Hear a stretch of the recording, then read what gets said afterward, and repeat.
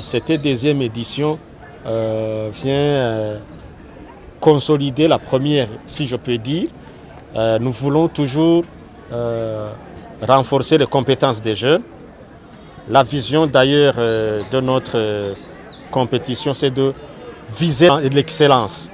Nous voulons vraiment stimuler l'excellence au sein des jeunes burundais, stimuler l'excellence au sein des structures de formation. Voilà, nous voulons vraiment que les partenaires au développement, les partenaires de l'État, du secteur public, les partenaires du secteur privé, qu'on conjugue les efforts afin de stimuler l'excellence au niveau des jeunes. Vous voyez autour de nous, nous avons des entreprises qui sont venues montrer aux jeunes qu'il y a des opportunités d'insertion professionnelle. Nous voulons que ceux qui apprennent les métiers soient connus et nous voulons aussi que le public burundais change l'opinion vis-à-vis des métiers au Burundi. Et donc, c'est une façon de faire une émulation des jeunes autour des métiers.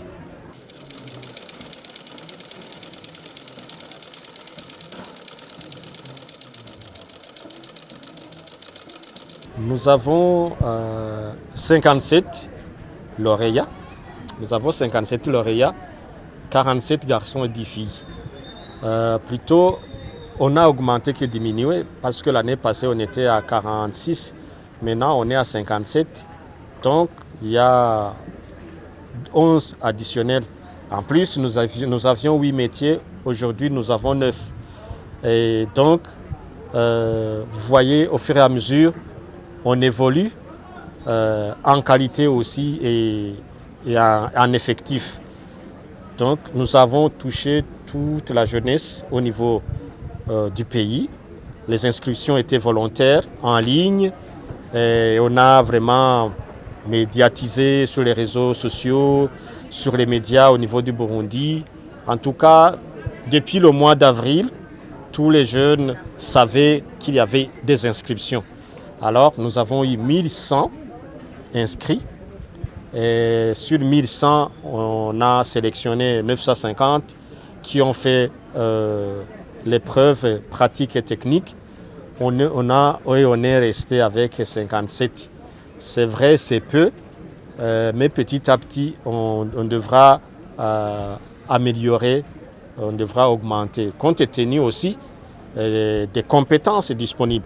On ne prend pas un métier dont on n'a pas des experts pour le choix des épreuves. Tout ça, c'est un enjeu qui nous oblige à aller progressivement. Quand on aura des experts qui vont choisir des épreuves pour d'autres métiers, on va ajouter au fur et à mesure. Il y a aussi les espaces de travail.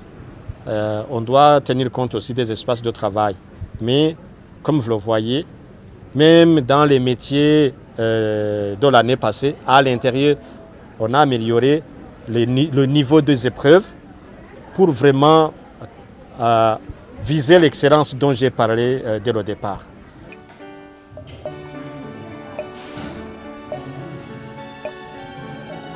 Nous allons primer 3 premiers par métier. Nous avons des experts qui sont en train de coter les lauréats. Chaque épreuve est sur 100. C'est-à-dire chaque détail est suivi et coté. Il y a la technique, il y a le comportement, il y a l'attitude, il y a la propreté, il y a la maîtrise du métier, il y a la finition, tout ça. Alors, nous allons primer 3 meilleurs parmi ceux qui sont ici. 3 par métier. Le premier aura 3 millions, le second 2 millions et le troisième 1 million. En plus de ce prix, il y aura un accompagnement entrepreneurial, des formations de renforcement des capacités en entrepreneuriat pour leur montrer comment valoriser la petite enveloppe qu'ils auront gagnée et aussi leur montrer d'autres opportunités pouvant contribuer au développement de leurs petites entreprises.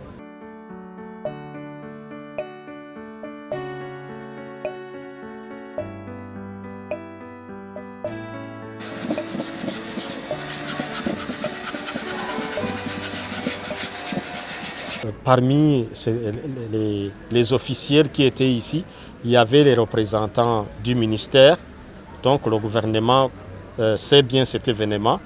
Il y a les partenaires au développement. Nous sommes en train de nous organiser pour vraiment rendre plus visible et durable cet événement. La question que vous posez, si nous pouvons participer aux compétitions régionales, continentales ou internationales, c'est notre ambition. C'est notre ambition. Nous voulons que les gagnants de la première édition, de la seconde édition, soient repris, compte tenu des critères bien sûr, et renforcés. On va aussi former les formateurs pour qu'ils atteignent le niveau international. Donc, dans notre ambition, bien sûr, il y a la participation aux compétitions régionales et internationales.